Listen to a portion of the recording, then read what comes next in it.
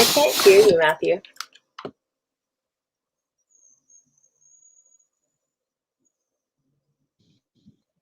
Oh, yeah, now. Okay, can you hear? Yeah, perfect. Okay, so how are you doing this week? Oh, okay. Not so good. What's going on? Yeah, like this week in New York slumlords, I have a rat dying in my apartment building, and the smell is just wafting. And I'm trying to look up all these remedies for it. What are I the heard that remedies you don't have. for wafting? Are these like natural remedies? Well, there's not much to do. You have to let it just die because they harden or something. I like learned way too much about rats this whole time. And I think it migrated because we saw it in the bathroom, and then it must have migrated close to my closet conveniently where my desk is. So apparently you can get some activated charcoal maybe to like absorb the smell. Oh, that's a new one.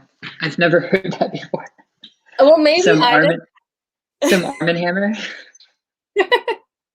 Maybe I'm just looking up like experimental cures, but I don't know. How are you?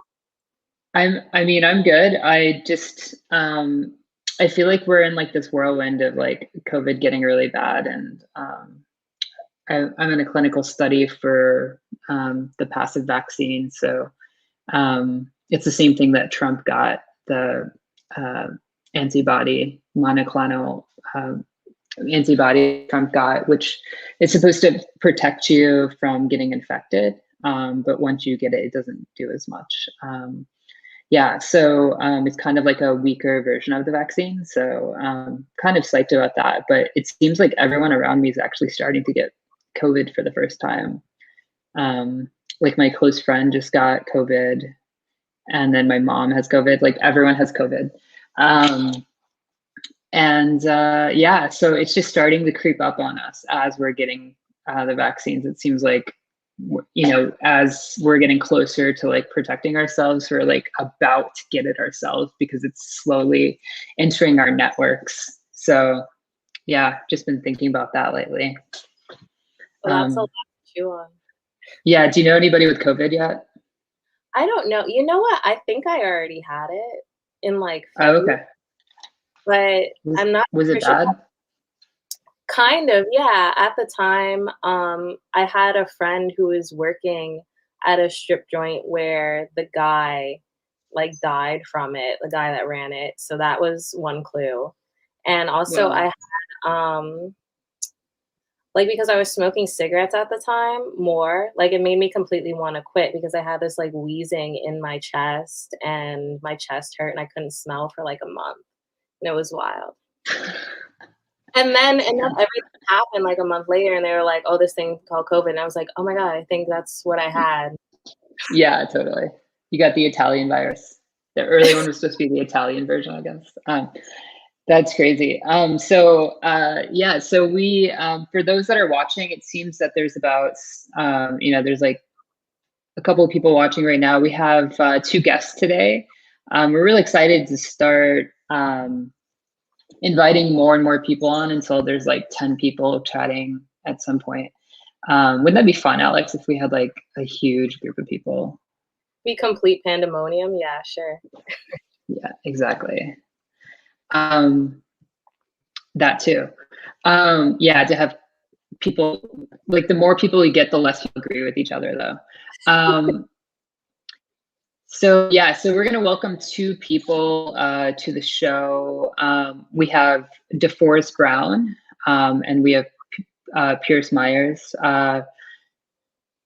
Introduce them, or do you want me to? You take it away, I guess. They're dear friends, though. We're excited about this. For sure. So I'm going to invite DeForrest first, who's an ex-American theorist, journalist, and curator. Produces digital audio and extended media, such as the project Speaker Music, and is a representative of Make Techno Black Again campaign.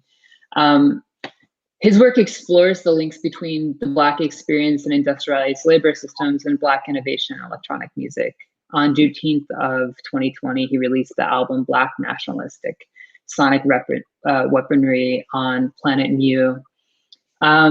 Primary Information will publish his first book, Assembling a Black Counterculture, in 2021. So welcome to Forrest. Welcome. How are you doing today? Oh, you're muted too. Let me unmute. Oh, there we go. I don't know. I'm all right. You're not good? I mean, the world's not good, or America's not good. I don't know. I'm just out here with my Gudetama. Yeah, nice. Yeah. Nice. That's awesome. Do you have any rats in your walls? You're in New York. Oh, God. I'm sure you got a rat in your wall. No, I have a complete phobia of rats. I think it's like genetic trauma from like my father, which is a whole story. But no, I can't. Do we want to know that story? Yeah, I should tell the story. I mean, it's a very Southern story. So yeah, I'm from Birmingham, Alabama, and like so I had this like great grandfather who worked at the steel plant there, US Steel, which was like kind of the funding body for like Birmingham or whatever. So it's a steel city. And yeah, he would go to the steel plant every day and like, you know, mold steel and then get drunk and like sometimes like lose money and shit like on the way home. And his wife, Medea, who was literally the character Medea and had like a gun that she would carry around like her bra, was like kind of tending the home. And anyway, one day she randomly bought the house across the street from like the house that they were in, and they lived in that house for a long time. But anyway, when my dad was a kid, they were kind of like so poor that there were these rats, like gopher. Do you know what a gopher rat is? No, what's a gopher rat? Okay, like don't pull up a picture because I'll literally like freak the fuck out. But no, it's like a dog size like rat that like it's I guess it's maybe primarily in the South, and I don't know, because yeah, they would just kind of like burst through the walls when he was like a kid, and that was like I think a trauma that he didn't like ever deal with, because like the family's kind of like cold and very like, you know, industrial. It was kind of like a Raisin in the Sun or something, like a 3-generation industrial like home or like yeah family. So yeah, I don't think he really dealt with that trauma. But anyway, I like live with that trauma now and like can't. Wow. I hate rats. That's scary to hear about. Yeah. That's crazy. We just heard somebody that said that coffee beans, PK Metal Parag just said that coffee beans is good for it. Another person is wondering what is a gopher rat, of course. Google it. No, that shit's real. Go for it. Like, you know, there's things down south that like yeah. Yeah, there's things down south that no one knows about up north. Yeah, it's a completely different like world down there. Like in fact, like in college, so I went to the University of North Alabama down in Florence, Alabama, where the Fame Recording Studios was, and like the blues was started there. There's like a statue that's like tiny black man like playing like the horn in the middle of this park there, named W.C. Handy, and they have like a festival around him every year. But anyway, in that town, sometimes they would have to like shut it down during the summers and like call out like, you know, sheriffs with like rifles to handle these wild boar that would kind of appear. So there's a thing where like if you and I always use this metaphor for America actually, that like America are like wild boar. So basically the first generation of pigs, like when you have like domesticated pigs like out in the wild, the first generation that they like birth after that grow like tusk and are like completely like wild feral werewolf motherfuckers, and like they will eat you. It's a horrifying thing. And yeah, no, there's all sorts of creatures and shit down there that like yeah. That's not really I always loved that like people were just like chill about gators like being near their house. Like when I was like in Florida, my dad would always be like, yeah, there's sometimes like I don't know if he was like trolling me, but he was like, yeah, just don't hang out near the water for too long because they love kids that are your size. Like, yeah. I'm gonna introduce Pierce now too. So Pierce is a writer, researcher, and artist living in LA. He borrows from world building, systems theory, and ecofuturism. And his recent projects have taken place at SCI-Arc, Experimental.Design, Trust Berlin, and Strelka. He is currently working on a book about psychedelics, computing, and the space of possible minds. Awesome. Let's welcome Pierce. How's it going, Pierce? It's going well. Thanks for having me on the show. I'm pumped. How have you been feeling this week about everything? Not bad. I mean, I don't have rats, but we have skunks. So it's like if I'm going out for a smoke or something, or just having some nicotine gum outside, we get sprayed. Oof. Dogs get in them. That's intense. Have you been sprayed by one before? Close. Oh. Not yet. Staying clean. I've heard stories, but no, I've never myself. I don't do the wilderness. Yeah. Yeah. That's crazy. Yeah. Super gloomy out here in LA for the first time since I've ever been here. It's like being in the rainforest What do you right mean? now. Oh yeah, totally. It's been raining lately, which is super bizarre. But then we have like the climate of like the rainforest or something. So, except it's super cold instead of being super warm. Yeah. How have you guys felt about like, Biden and this like shift of power from, the Democratic Party coming in all strong, like they own the world now? How do you guys feel about that? I was watching this thing on the Hill today called The Hill. like reset. Yeah, it was like Reset, a new American chapter. Yeah, and it was totally. like almost like 500,000 people are dead. Like no, like no restart. No, like no. How do I feel about that? I don't know. It's one of those things where like. Every 10 years you get like a Democrat in office that's like promising like this idea of like racial unity and like, I don't know. It's getting old, and I'm quite curious to see how the Republicans are going to respond to him trying to push things so far left. I totally agree with everything he's doing, and I love this idea of like a totally new deal to like save America from this like economic and like social calamity we're in the middle of. But I love the fact that like the Republicans are just like so fucking like into this like game that it's like funny to like see these empty promises, and it's like, okay, people are sort of posting a bunch about like the promises that were made during the election, and it's like the Democratic Party becomes like the centrist kind of organization, and then whatever is like the fallout from everything else has to like become this countercultural position, and that the Republican Party is going to be anything. It's probably going to be some weird hybrid of like all the hippies and the DMT people and like the gun-toting rednecks and everything in this like weird amalgamation. I mean, it's a Fish concert. It's like Dave Matthews Band or something. Yeah. It's like the parking lot. It's like a parking lot. It's the parking lot of Fish concerts, which is notoriously wild. I mean, I always think about how the Summer of Love took place during like 150 different like race riots across the country. So like while like black people are like literally rebelling against like white supremacy, you have like 5 like hippie white folks doing acid and listening. Yeah, with Jimi Hendrix like just soothing them, just like shh, take your acid, go to sleep. And then you have like all the black people and the Nazis over in Vietnam dying in a war that wasn't real. So I mean, yeah, here we are again. Yeah, that's always the problem, right? It's like how you integrate these threads that are like all supposedly countercultural, but like are divergent in some way. Yeah, that's like the problem of the left, you know?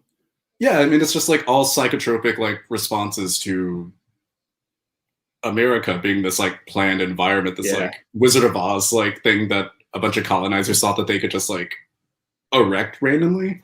And I love it. Like, I love this idea of future shock that like, I mean, that's what we're experiencing is like, there's 2 different futures that are playing out on the right and the left. And one side is the Republicans wanting like a free market economic republic, and then you have like the Democrats who want this like lopsided aristocracy of a sort of democracy, like a controlled democracy. So it's like these futures are kind of at odds when, like, you know, 1 in like 4 people are dying of COVID and starving across the country, and like another half of them are like trying to like storm the White House and like are gambling the stocks to a fucking oblivion. And then you have a bunch of black people just being like, just like, guys, stop. I'm just here at the Japanese like manifestation of millennialism, like Gudetama. That's like what he stands for. Oh, really? I didn't know that. DeForrest, you were doing this idea of like how it's also ignited this like concept or this like it reignited like this passion for nationalism. For the right, obviously nationalism is like always core to the identity, especially like this populist rise. But now we just like democratic psychopaths, these democratic psychopaths. As a person who votes Democrat because like Jesus, like and it's like, okay, fine, Obama was really cool, but even if he was a psycho, but no, it's the thing is like, look, I was like sitting up here in my nice room, like the speaker music room where I like make my music and stuff, and it was like fucking 12 noon when Biden won the election. And I say won because half the country doesn't believe it, and I need to be, you know, empathetic because half the country says he didn't win. I think he won, but right, totally. Yeah. When he like won the election, I just suddenly heard like these screams, these like guttural like yes, like screams. I was like, what the fuck is going on? And I ran outside, and like literally 2,000 white people were running down the streets through East Village with like American flags around their arms, and like I saw people in Hummers with like 13 American flags, like, you know, coming out of the window, and they were just like, Biden won, and there was like a person in a fucking like Biden Muppet outfit and in the top of like a car in like a literal Biden parade. And the thing that I had to like my partner and I, we were just like sitting there, just, she's Chinese Canadian and like has only been here for like 5 years, so she's very like, what the fuck is this? But yeah, that should be. Yeah, and the thing is, I had to ask myself, how do white people just have all these flags all the time? No, they get them at Alibaba. It's like you see these like, it's like, but that quickly? Was like it planned? Was this planned for the election? Was there like a Eyes Wide Shut, like Evangelion kind of? It's like the Chinese are just like pumping out Gadsden flags, American flags. It's like that Pure Pride flags, you know. I see. But so they're buying them online and stocking up on American flags in case they need a USA moment. Yeah. Well, I think it's that like they sell them, like people on the corner sell them, and like those people like just get them from Alibaba. It's like they buy them in like packs of like 1,000, and then they're like, they say like Biden, and it's like, you know, maybe like not even a picture of Biden. It's like actually George Clooney, but who cares? It's only good for one day, you know? Oh my God, George Clooney should play Biden. Oh man, yes. Written by Aaron Sorkin. Shot by that guy that shot Blade Runner. Is he still alive? So I don't know. We should try to invite him on the show. We need the Safdie brothers. We need the Safdie brothers. Like Biden. Yeah, you're totally right. We just need Aaron Sorkin to like keep him in check. They get a little wild. One of Tricks can still score it though. That's fine. Yeah, exactly. There you go. Yeah. I think how they're pointing though to with like an attempt to return to neoliberalism, right? And that totally being embodied by now the liberal left. But do you think that's even possible given everything that's happening right now? And two, maybe it's like a separate but somewhat related question. How do y'all maybe define right and left? Like if we can't necessarily use all of these terms, like what are the two? What would be the differentiation then or similarities between the two? I mean, I feel like at this point, like obviously it's really impossible for anyone to believe that there's such a thing as a free market, really.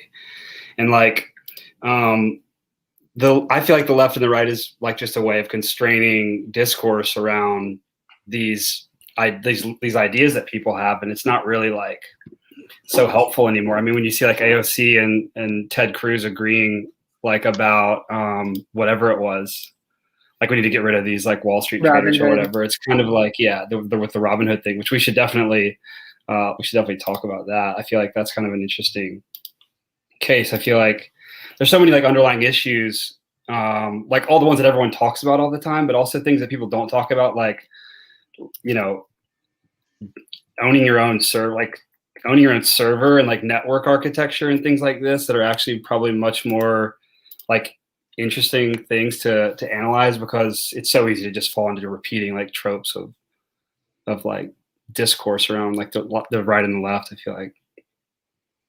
Mm-hmm. Yeah, it's difficult because, oh, go ahead, Alex. Well, I was gonna say, it seems fundamentally though, like there's like an element of structural preservation that, oh, thank you, person who says Blade Runner dude is alive. Yeah, there's an aspect of structural preservation that seems core to what I consider right as an element, right? Because it's always about, no matter what like piece you're in or whatever, it kind of talks about preserving things, like keeping things the way they are, keeping the same type of history throughout time. And maybe the left could be seen as like a force of disruption or blebbing. And if that's true, then maybe like it's not necessary that we have unity. But maybe that's a topic. Like, what do y'all think of left unity?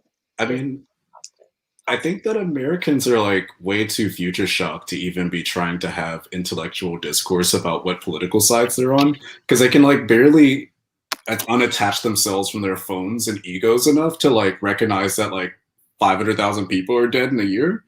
So, I mean, this is a really fascinating point in human history because like, yeah, I mean, Americans just can't do it. They just can't like do that thing. Can you explain that? Yeah, like the idea that Americans are, I mean, you're referencing Alvin Toffler, of course, but can you explain to people that aren't familiar with his work and the way that Americans are very future shock and what you mean by that? Yeah, so future shock is basically like this psychological, I'll say illness, kind of like a vertigo from all of the, you know, that it's kind of having a vertigo from just living inside of planned environments like cities or suburbs or like, I mean, these structured houses. Like we all think it's normal, but I mean, the idea of the suburban home was that's quite new. It's only about 80, 90 years old. And it all comes after like the New Deal, right? Where after everyone's like dealing with this like extreme trauma of living like in huts basically, or they're off in like war watching people like die, like in the most stupid, like, I don't know, massive technological like failure of an experiment that's ever happened, like World War I. Yeah, you stick all these people in these like kind of cookie cutter houses or these cookie cutter apartments. You put them in there like, you make them do the play of capitalism. You give them credit. You slap them in an office. You give them air conditioner, and you make them sit there with the little like penis replicas, like the little like ties, and they feel really good, like shaking hands and making business deals with their little lottery tickets. That was really just a stimulus from the government to get them to play an eternal game of Monopoly. And I mean, the thing is, the first batch of kids that came out of this operation that went to these industrialized schools where they shoved you in the little chairs and made you like, do arithmetic, and everyone goes like, what am I ever going to do this for? The first batch of kids to come out of that were hippies and serial killers. And the thing is, I think we really have to see like things like the Summer of Love and the Vietnam War as being like an exhaustion of, how should I say? The types of people that were sent off to the Vietnam War were the types of people that did not fit well into society in general. Like, let me pull up this book, The Bell Curve, which invented American, or at least what Americans think intelligence is, because Americans don't know what intelligence is. They know how to like chart in a little, like it. America's a big like Pavlovian joke, right? Where like everyone's like checking their credit scores and their grades and their like bank accounts, and they're all like, "Daddy, did I do good today?" But Daddy's really just them, and like, yeah, that's a really interesting thing. Like this idea that like people are drawing parallels between what happened in '68 and what's going on right now for different reasons. And I think it's really interesting to see that as this like overabundance of pin-up energy that may be like more related to some kind of general pathology, like a fever is breaking, as opposed to it being an eruption of like the ideals that we think we used to have, like freedom, like, you know, these sorts of things. Well, it's like, a jungle fever. No, just a fever. Oh no, it's a jungle fever, because the thing You're is, saying it's a jungle fever. yeah, because these things always correlate with Black people asking for a little bit more rights. Yeah, and that's the thing. Every time Black people ask for just a few more rights, white people across the nation reach this kind of singularity moment and just like freak the fuck out. And it happens every 30 years. It's really interesting. I mean, you see it with like, you know, obviously the hippie movement and this like eruption of like jazz and funk music at the same time. And then you see it again with the disco revolution. You see it again like over in Europe with techno, where they like get like 2 boom booms and like they're doing like ecstasy for the next 30 years, like, and selling it like fucking crack addicts, like Smeagol's. Yeah. And you have it again here with the EDM boom, which was interesting because that was manufactured for millennials just after they got out of college, and just in time for a recession to have this sort of like heightened, elated moment to like feel like they need to spend. Like Coachella was like a spending spree for like millennials, and we just see these like cascading like the youthful energy exploding with booms and busts in the economy. And this is the engine, because like this is like the engine of the of like the economy, really, because it's like the way like what I'm working on right now is like it's a part of this. It's like one of the little fractal parts of this larger process of counterculture capture, which is the way in which that kind of energy from different fringe cultures, whether it's Black culture, whether it's music, whether it's sex, whether it's ritual, like whatever is going on, it's like the way that those like components of that get selected and pruned, like some of them get brought into the next kind of like basically like the vibe of the next 40 years is like written by a lot of those parts that were pulled out, and like the actual, if there was a revolutionary component to what was happening at that time, it's sort of like stripped away. That's sort of like this cyclical thing. I think it's just future shock people having amnesia. And that's the thing. I would say it takes America 3 decades to learn an idea. The first decade to try it out and fuck it up. The second to kind of like get a little better at it. And then the third where they like finally find that idea and then they fucked up a new time and have to like try a new thing. And we can kind of, let's see, if I pick Bill Clinton as a particular fuck up in the sense that like you have something like Rock the Vote, right? Which is what got Bill Clinton into this presidency, was this like sense of like, again, energizing the youth with MTV, this channel owned by Viacom that was like pumping 20-year-olds full of like candy and alcohol and like, you know, just erupting this youth culture. And you get like Bill Clinton in, who immediately like, you know, fucks the assistant, whatever, and like starts wars. He's just like, you know, this kind of like nincompoop president that that's getting kind of puppeted around by the Speaker of House at the time. And you kind of see this again with Obama as well, again with the EDM boom, with a lot of kids trying MDMA in college, and the recession hits and everyone's like a little bummed out about not being able to get the job that they thought they were going to get after college. And there's this eruption with energy drinks like Red Bull trying to finance on dance music in America. And yeah, and I mean, also the exhaustion from Occupy Wall Street, the exhaustion from trying to take revolution in America seriously. Like, you know, the thing is, Americans don't take revolution seriously. They don't want revolution. What they want is to perform the play of revolution every 30 years and then see what the lottery system of the presidency gets them. And I've been calling myself an ex-American mostly because I'm done with the lottery system now. Like, yeah, I was wondering about that, yeah. Yeah, I mean, watching old-ass Biden like get up there and he's like, I'm going to start a new America. And it's like, 200 Black people were murdered by the police and you haven't, you know, arrested any of those fuckers. Like, you know, 4 Black Lives Matter leaders have been murdered randomly across the country. No news press about that. You know, it's, I don't know. Totally. It's interesting that like every time we think that we are basically going back to newness or peace, or we're restoring this ideal of America through the democratic vision, what we're actually doing is we're renewing our contract with neoliberalism. Like Bill Clinton saying, in 1990, that, the chief issue is inequality, and waving books around that show graphs that show that, we have the highest amount of inequality than we've had in a long time.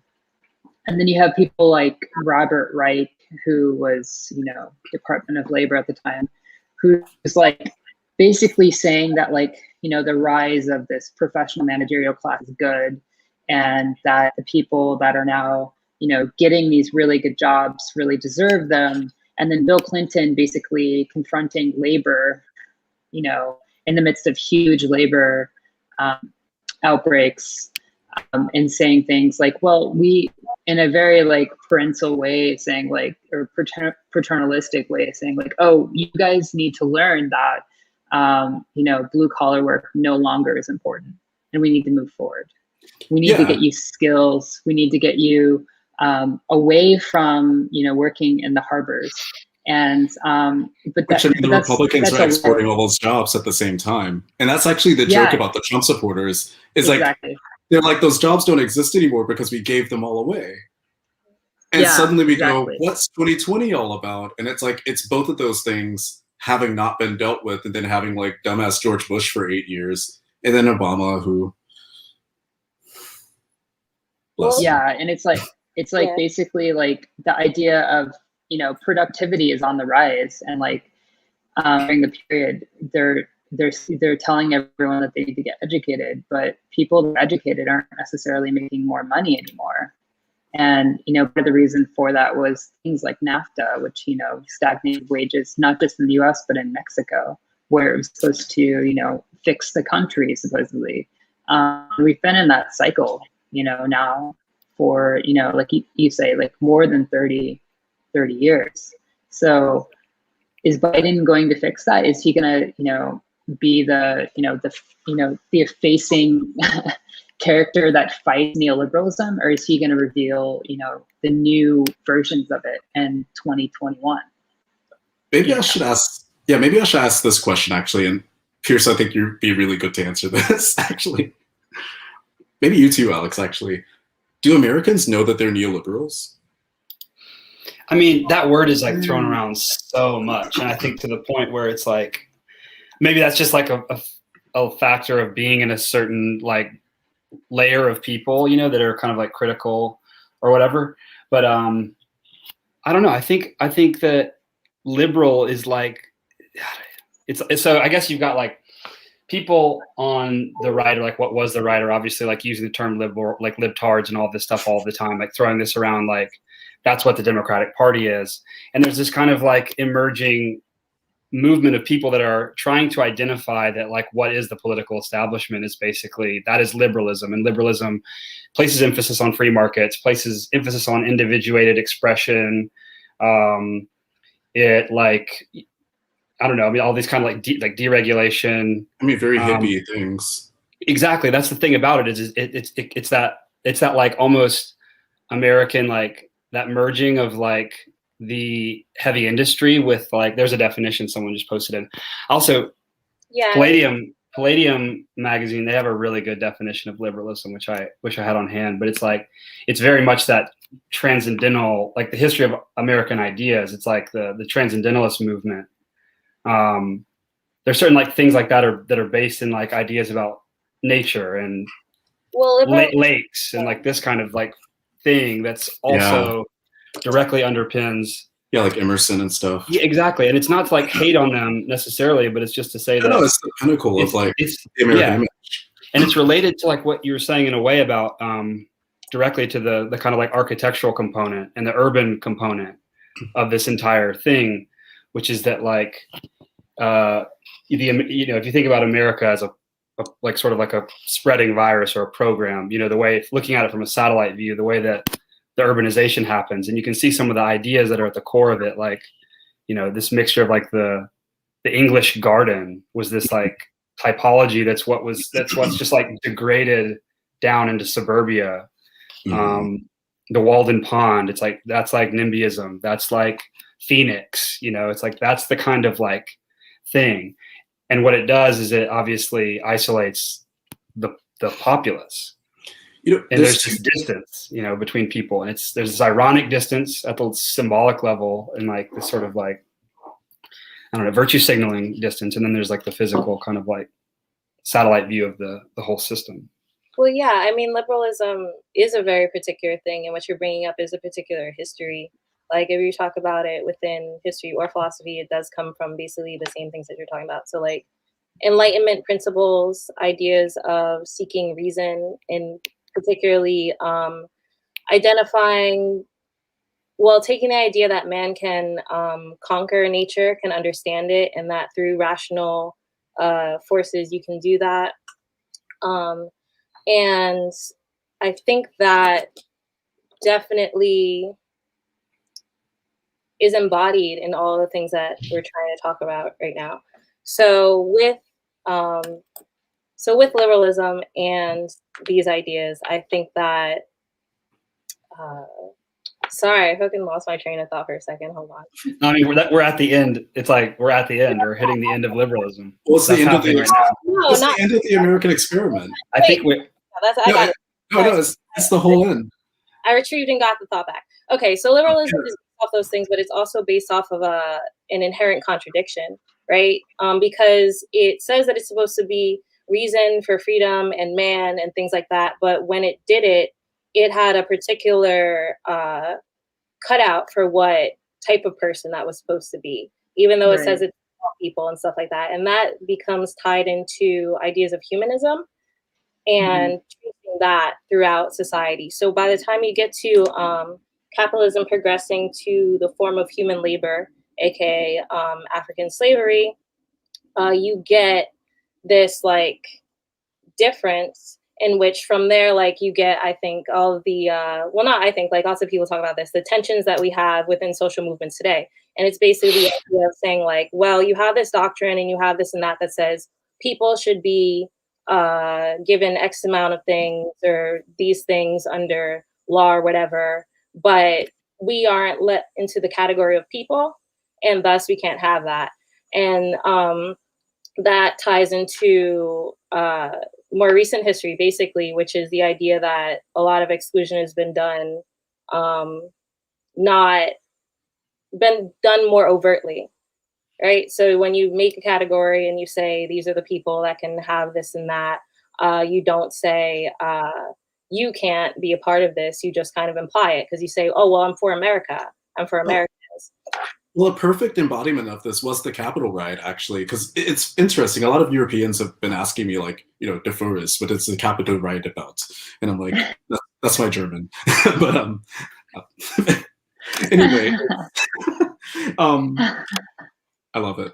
But and what's interesting is, I mean, what it's about is that a little over 100-year contract that started with the Civil War was kind of breached. If you think about it, like 60% of white people voted for Donald Trump.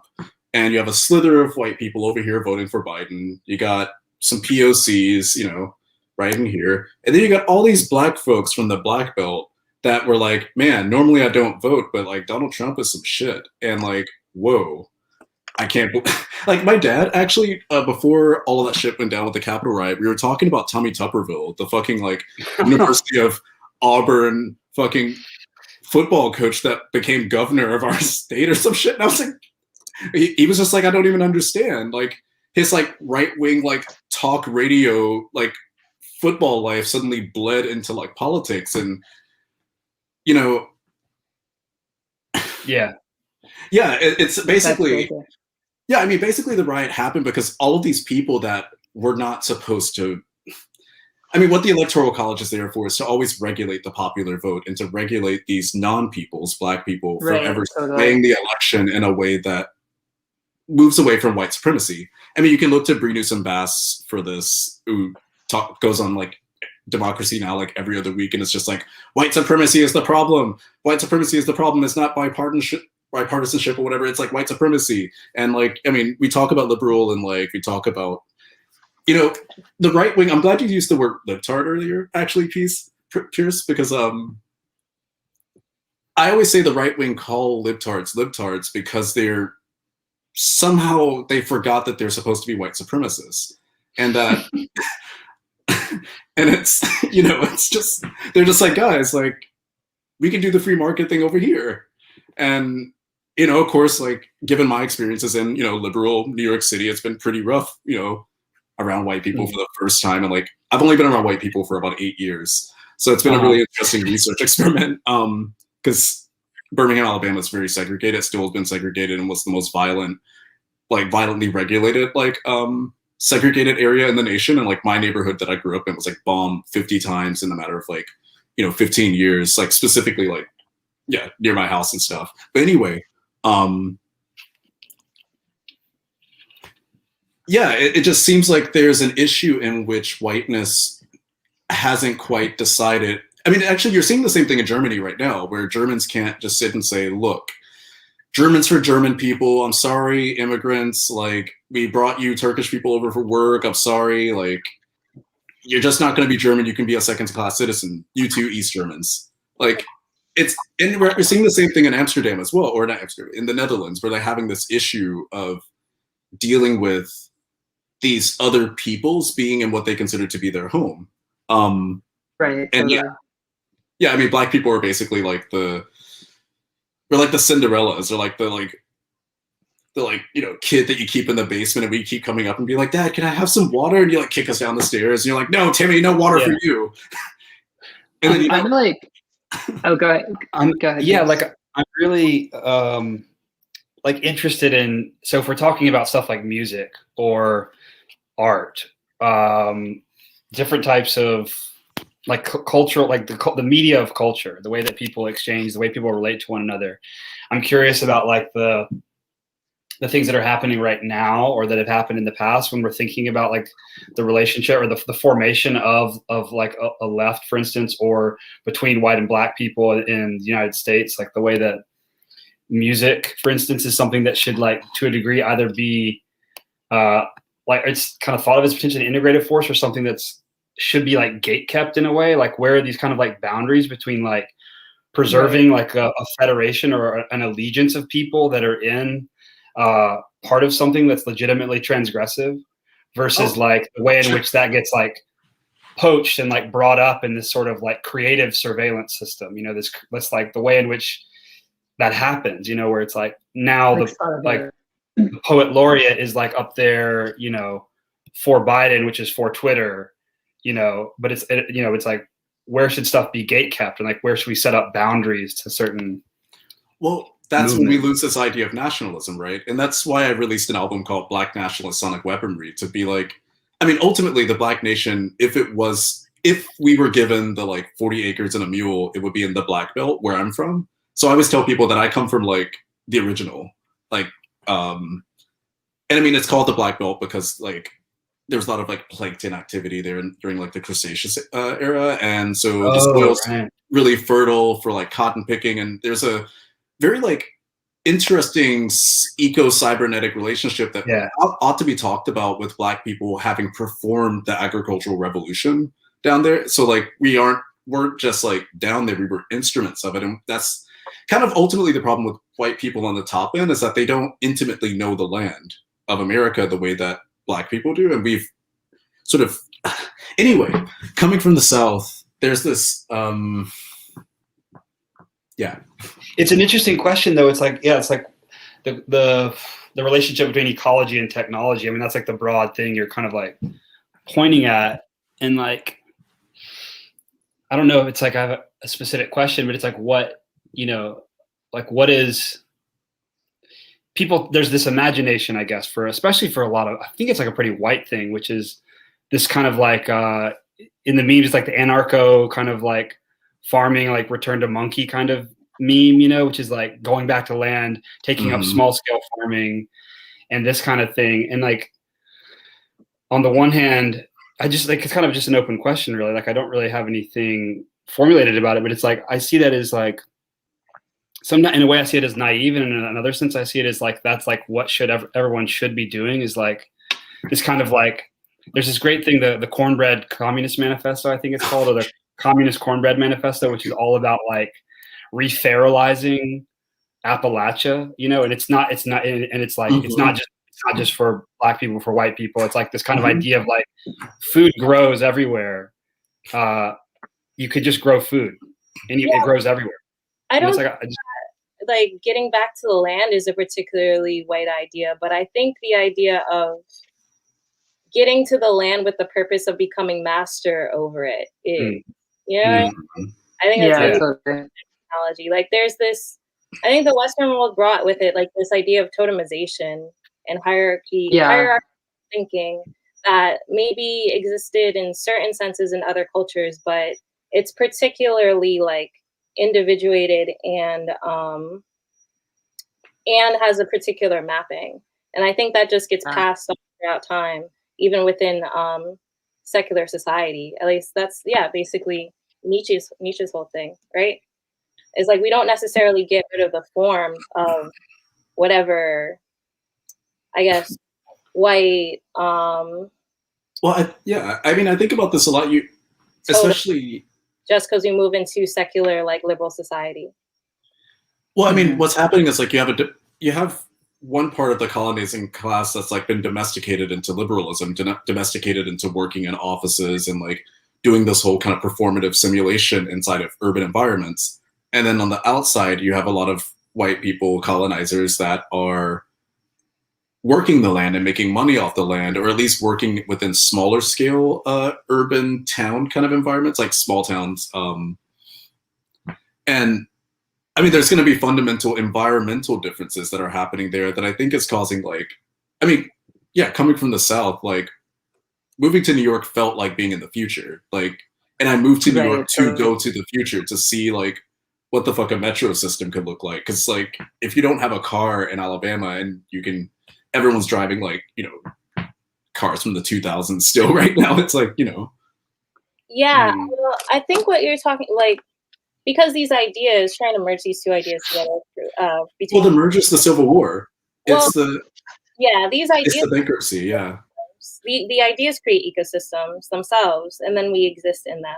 And I guess if you take the shell of ideas within Western thought, which we kind of just laid some of them out and talked about it, wherever you are within the world, you kind of had to either contend with it or like somehow, like you've either had to like rise against it or contend with it in some sense. And maybe in that way, that could be a way of seeing this formation of, I guess what you're calling culture. Oh, sorry, what was it? Like cultural shift, cultural exchange, like in a greater whole. Because then maybe you can look at multiple subjects from one point. So by that, I mean like, so then you could say there may be some Black subjects, even like if you look at some Hoteps or something, that take maybe some of the form of reacting to this particular totemization that whiteness as a technology has faced them. So maybe you think about that and how they see women and how they relate to these ideas of trying to use holistic medicine, but maybe in this kind of following kind of these like snake oil salesmen. Yeah. Then you can maybe even make connections between that and like new age stuff. People who dial in to see what was that ghost guy, Edwards something. You know, all those sham people that do false readings. Have you read this? Yeah. This is kind of that crossover that ended up becoming what we call like modern day Silicon Valley now. Like one of the dudes involved with this also like wrote like the first book on virtual reality, which randomly I got signed. I don't know how I got that. Wait, who is that by? Oh, Howard Rheingold. Oh, okay. Yeah, he worked on the Whole Earth catalog, which, like, I mean, this, like, there was an issue of this that actually was done by the Black Panthers as well, and it gets into this whole kind of eco-feminist, like, how can we, like, back away while the government's, like, in shambles kind of idea, but now it's kind of an item that you can buy at a bookstore in New York. Totally. It's making me think about this idea of, like, it's called Cosmotechnics, which is this philosopher named Yu Kui wrote this book that's about this idea. This is what I was, like, hearing in what you're saying, Alex, this kind of idea that, like, there's always some cosmological notion in people's heads that is a conception of the universe in some way that is the thing that leads to how technology manifests. Mm-hmm. There's always like when in discussions of technology, it's obviously always wanting to point to some kind of deeper, either cosmological model or some, like, idea about governance or some sort of, like, I guess, notions of self or culture or something like that. It's just kind of like a framework that's kind of interesting. And I'm thinking now a lot about Gaia. I don't know what these books were that you just pulled off the shelf, DeForrest, but, like, oh, Gaia theory is totally into. This is like another place where you have an overlap between, I guess, ecology, ideas of, like, the earth as a mind, and, like, what the role is in the internet with that. I'm not really sure, like, how that immediately relates to the political situation or what's going on right now. Well, the internet blew that up to a massive scale, and now you have a bunch of people who shouldn't have been talking to each other. I mean, it always freaked me out that, like, while I was in college, I was on Facebook talking to people in, like, Switzerland, which is why I moved to New York, because I was like, if I can work on a magazine in Switzerland while I'm 23, surely I can just, like, move to New York and hang out with some art kids. Mm-hmm. And yeah, it just, like, the internet scales. Well, I mean, it did a lot of scaling, right? It scaled up the world for little old me from Alabama, but also, like, flattened the world for, I mean, Can I bring it back to something we were talking about before? So we did talk about this idea of, like, almost like this two nation society between the South and the North, and both of you grew up in the South. DeForrest, you talked about watching Gone with the Wind as this, like, almost like critical project that you were doing recently, and then you both brought up cotillion Southern manners culture. How do you think that relates to the Capitol Hill riot? I'm curious about what you think. Both of you grew up in the South, so I'm curious about. Wait, I don't know if I should go first. I mean, I'll just say real fast, like, in no way, I don't really see them as that similar. I see the Capitol Hill thing. I don't see that as any kind of legitimate working class manifestation. A lot of the energy behind it had to do with, like, white Southern subjectivity, but I think that was the Capitol Hill thing. I think was more like people that are not working, that are, like, maybe middle or upper middle class conservative white people who want to participate in something that they feel is transgressive. And so I guess I see this as kind of different. The cotillion. Well, I would clarify that the South isn't necessarily all working class, though, too. But there's a culture that connects people in the South that is political, and that a lot of people might identify as being working class while being part of the Southern culture and not even living in the South. So just, like, the complexities that exist with, it's like, I grew up in the Midwest, so I can identify partially with this too, but just identifying, like, how the idea of the Civil War, it's more of a cultural than necessarily geographical or class-based issue, right? Yeah. Well, there is a class element in the sense that, like, I mean, the North beat the shit out of the South and, like, bankrupted and, like, and basically it's like, the history is definitely. Yeah, they're like, we're going to take your slaves, which collectively were worth $45 billion, and be like, now live with them. Like, no, it's a humiliating thing that took them 100 years to get over. It's, trust me, I live with them. It's, God.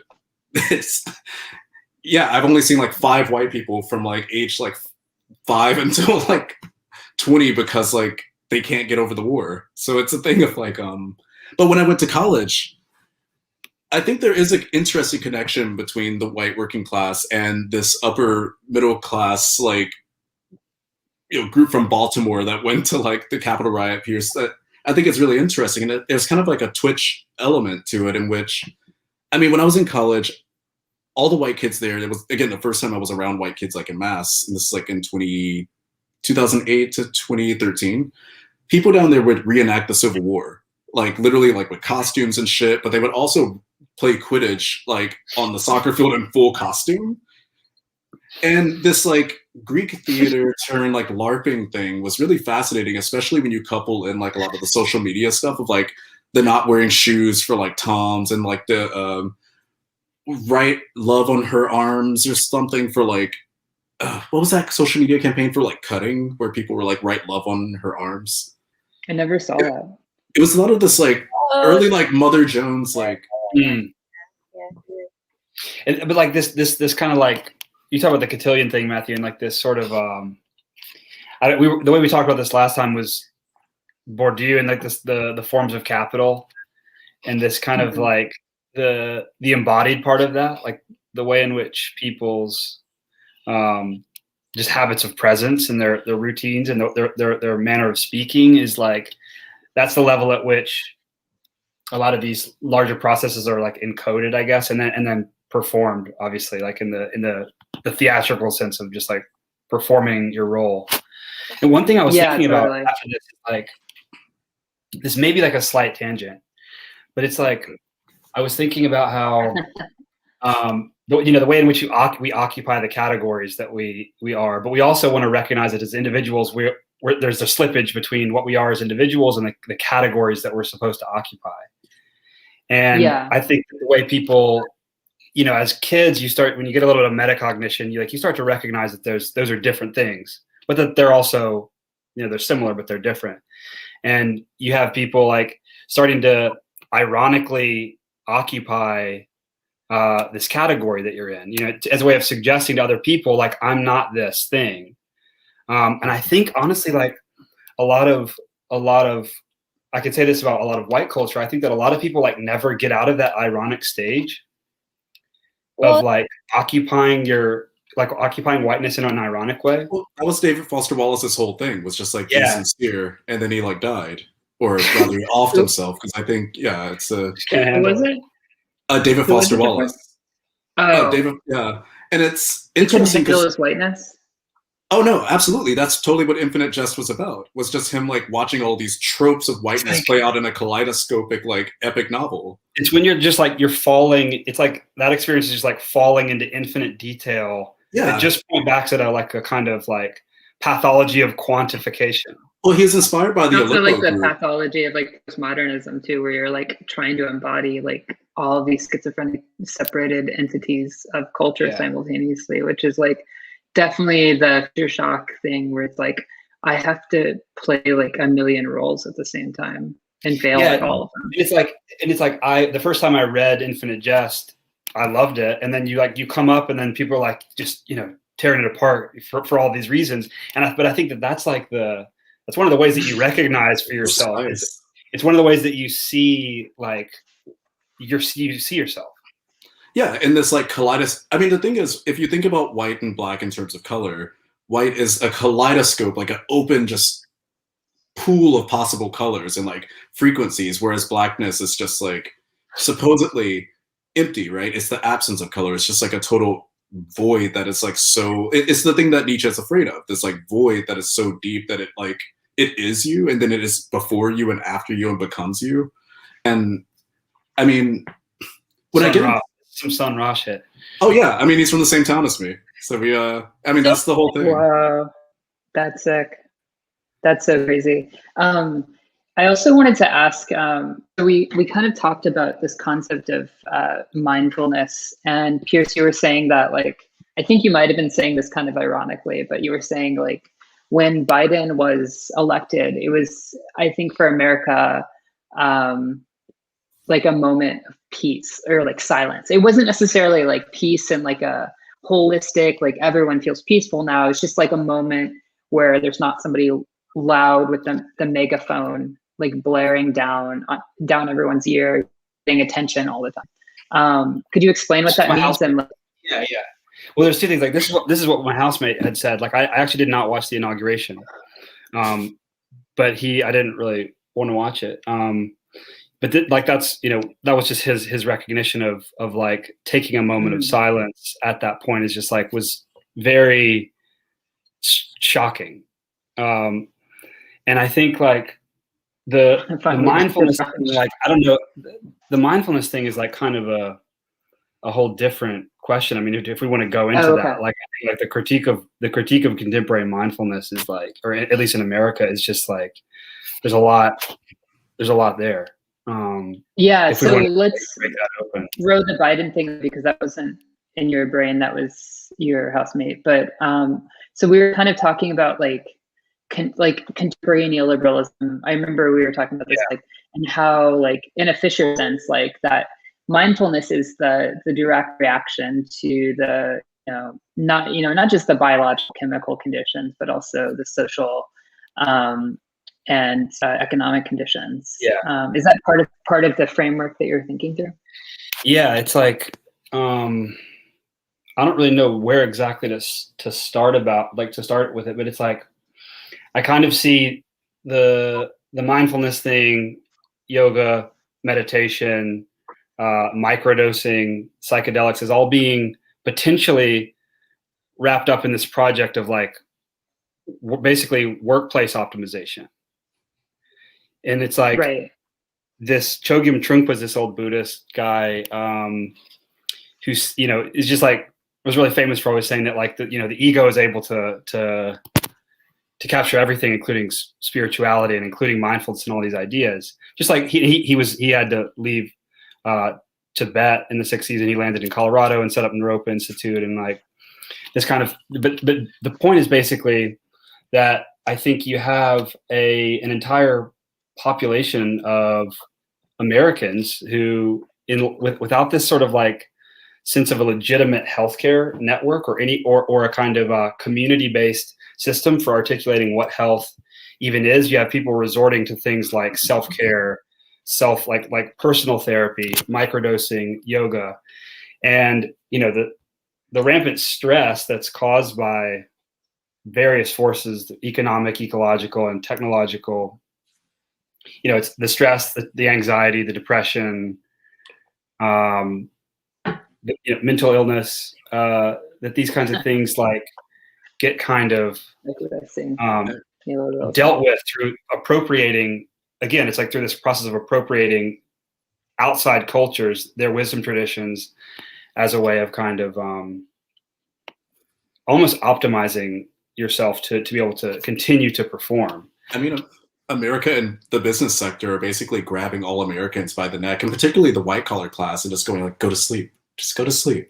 And this is the interesting thing that Americans need to figure out very quickly is,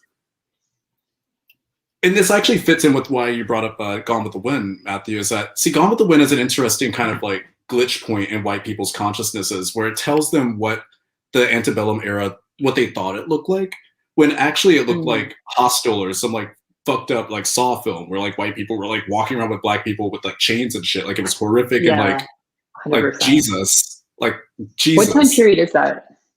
I mean, it's 30s. I think it's like the early 30s. So yeah, that's like around the Wilson period when like I'm not sure. I think that's when it was before the Civil War, but like, so I mean, basically, so it's like 100 years before that.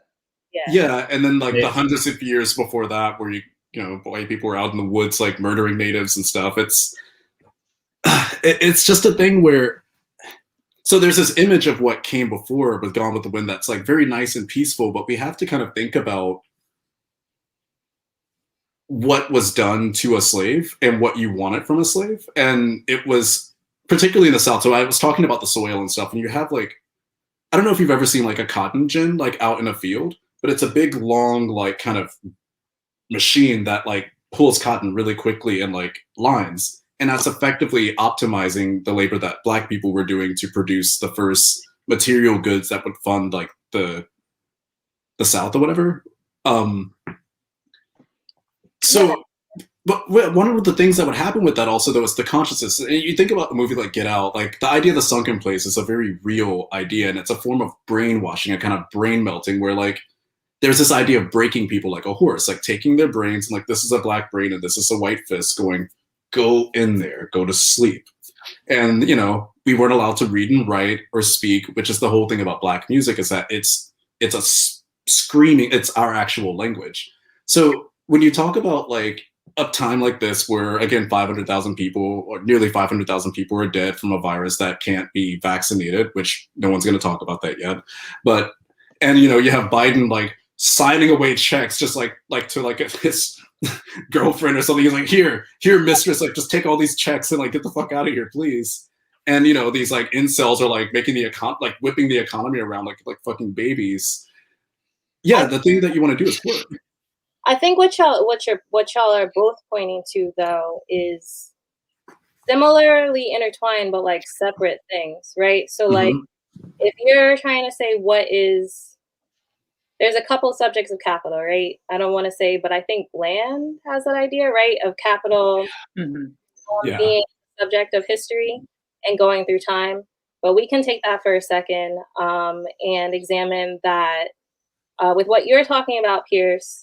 There's a more, I mean, I think it's beyond whiteness in that case. It's more like capitalism and its goal, which is to expand outwards. So it would make sense that you would want people to optimize their time, work as hard as they can, because what's never on the table is not working or anything like that. And it also bleeds into our free time and how we think about that, as like Adorno and them would say. Or acknowledging the collapse that we're in the middle of.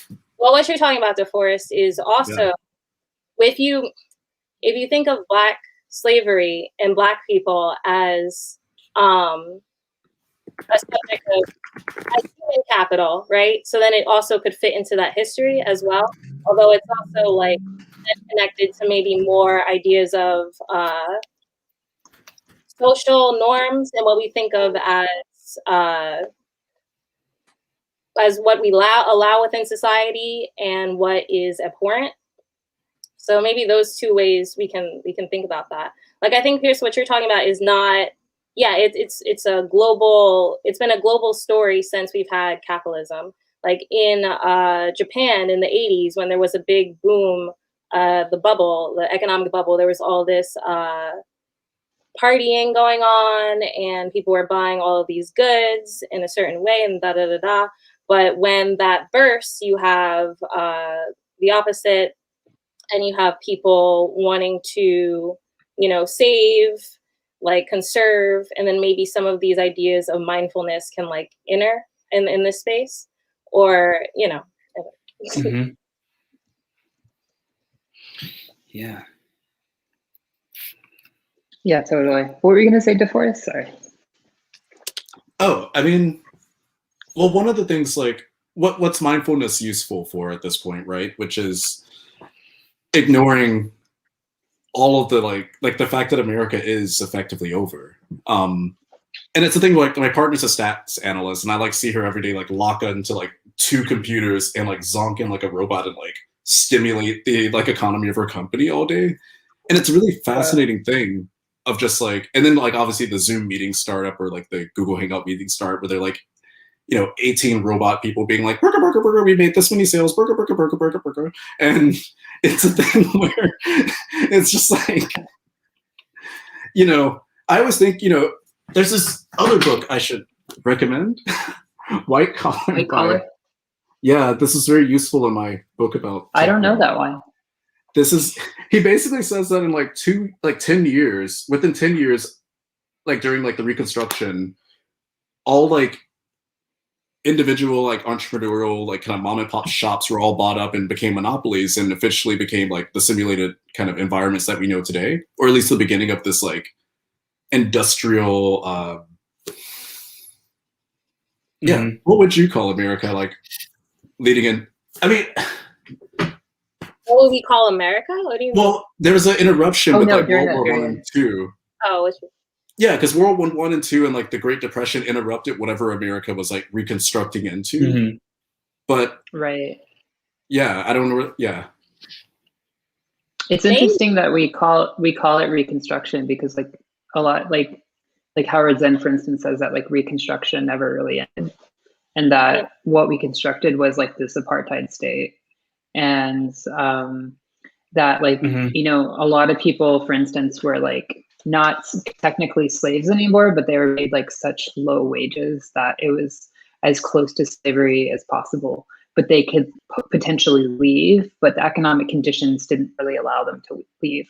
The laws that were in place were still specifically targeting them, and it put them in situations of chain gangs where basically, you know, they leading to, you know, the legalization of, you know, so like the 14th Amendment, which allowed, you know, it allowed corporations, you know, basically there is this reference to the fact that the 14th Amendment was only in reference to people of color like 19 times, but it was actually used in the Supreme Court over 200 times in reference to corporations to allow them to be now interpreted as people, because we opened up this concept of what a citizen was. And so what the North really compromised with was that they're compromising that will allow you know, this new group of people to be a part of the system, but what we're trading is that we're going to give a new set of rights, you know, in this case 10 times more rights to corporations than the regular person, so that a new caste could be created, but also a new super elite class, you know, which, you know, led to huge economic crisis in the beginning of the century, leading to the Great Depression. But before that, you know, basically, you know, there was multiple versions of Reconstruction, and yeah, so I feel like we kind of talked about this last time, but I just wanted to touch on that again. Yeah, I wonder if we're like, I mean, just looking at this GameStop thing, and it's like people have a lot of like, in the history of what, in putting it back into the history in a second, but like, is it going to be this? Oh no, GameStop's this is the end. Yeah, that's the end of this history. Well, or is the GameStop thing like, you know, people? There's also this Roaring '20s comparison. You know, is there going to be this like? I mean, it's awful, you know, but like everyone is now, because it's funny because at the same time as, you know, like just sort of totalizing corporate control, it's also like every single person is also in a way like a brand or a corporation or whatever at the same time, and in this like weird fractal way. And everyone is also kind of like looking at these charts all the time and participating in whatever the, you know, this kind of like, you know, Reddit crypto economy is. And like this, you know, this Roaring '20s thing, like, you know, there may be this total like people leaving the virus and just kind of like going nuts, basically. There's this like you also probably saw this graph, which is that like the ideal time that you invest is the time where you are emotionally at your lowest point. Did you guys see this? No. Whoa. No. It was just a meme. It's just like a meme graph. It's like, it's this insight that it's like, fake, you know, right? well, not necessarily, but like if on the Bitcoin Reddit, when the suicide hotline is pinned at the top of the Bitcoin Reddit, that's when you know it's time to invest. Oh, totally. Wait, what do you know about cringe porn when it comes to investing? Like I heard that there's people cringe porn. Yeah, I've been hearing about people that basically have been like posting like on Reddit and 4chan and stuff, like basically pictures of like their stocks just collapsing and then being like, oh well, like I lost all my money, and people being like, you should kill yourself. And it's interesting, totally. Like as like kind of death ritual activity. It's like, well, the death ritual thing is like where it becomes like something about bataille, which is like at the level of philosophy, you know, that the whole purpose of wealth is to destroy itself, and in some kind of like some kind of festival or some kind of like ceremony or a sacrifice, and like looking at the way that different cultures do that, you know, like people will recognize that Americans, you know, make sacrifices to the car. You know, we sacrifice, I don't know, thousands of people to the car gods daily, you know, like this kind of thing. I mean, currently Joe Biden's worth 500,000 people. Yeah, well, I mean, that's another form of. It's interesting though. Like, is that the same kind of sacrifice? Because the virus is like kind of outside of these nation states as like it's not part of like a symbolic order previously for like a nation state, you know, in the way that a nation will perform certain symbolic purges or things like that. It's kind of like this bigger thing.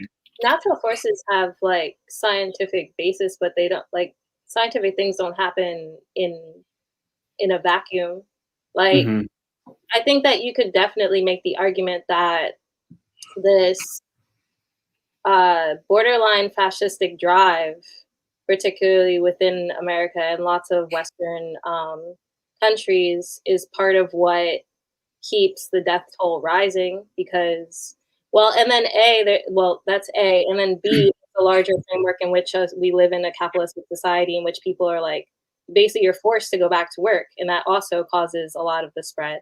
So there's two things. I think there's a lot of like Trump people or whatever that are like, they don't believe in the narrative of what's happening. They think that, and you look at how it's framed, it's like our freedom to go outside, our freedom to go do these things. You're taking away our liberty to coexist. Or I guess the idea that people don't have a choice and you have to work even under a pandemic and be near like 40 people every day. There's a funny C to this, actually, that I've been waiting to see come up, but I don't know if it will, is climate change. The reason elections are in November is to keep riots from happening. And, you know, we didn't have a winter last year and everyone kind of forgot about that. Like in New York, like there was no winter and I was like, oh shit, this election is going to be wild. And I mean, in the summer, the summer is going to be wild as fuck because it's going to be the hottest summer on the record. I assure you. And it's,